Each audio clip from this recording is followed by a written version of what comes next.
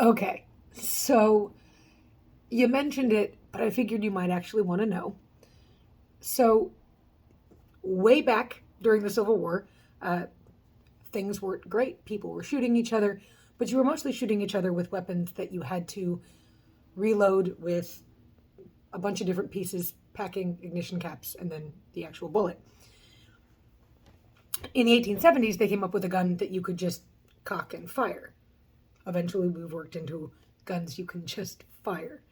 You pull the end and it moves.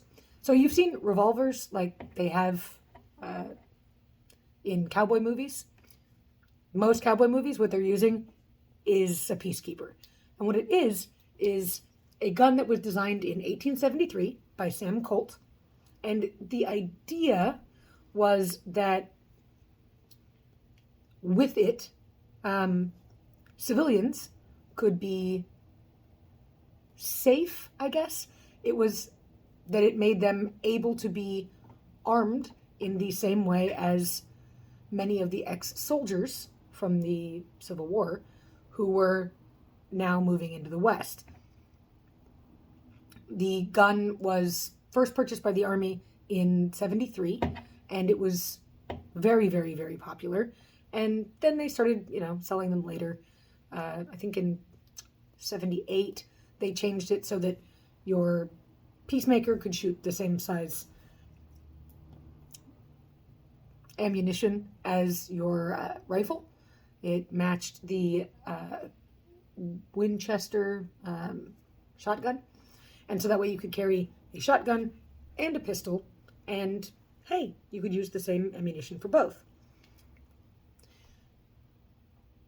As much as it's fun to think that it is, well, this will make peace because in the time it takes me to load and fire this thing, maybe I will have made peace with the person I was going to shoot. Nah. It was made because you could make peace with it if that was necessary to force on people.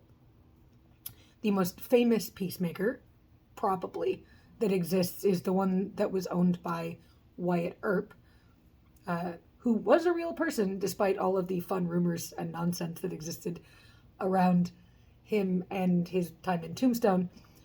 And a Peacemaker is basically a revolver that has a particularly long barrel, and it's a little intimidating looking. So that's the one that they were looking for in this murder when it was real clear that it wasn't just a regular standard issue gun. I mean, the first one just sold for almost $250,000. Thing is it was a standard issue gun. It's the Toyota Corolla of revolvers, but from the 1870s. So having one definitely is a weird thing to give your wife to defend herself with because it doesn't fire like a regular handgun. But who knows?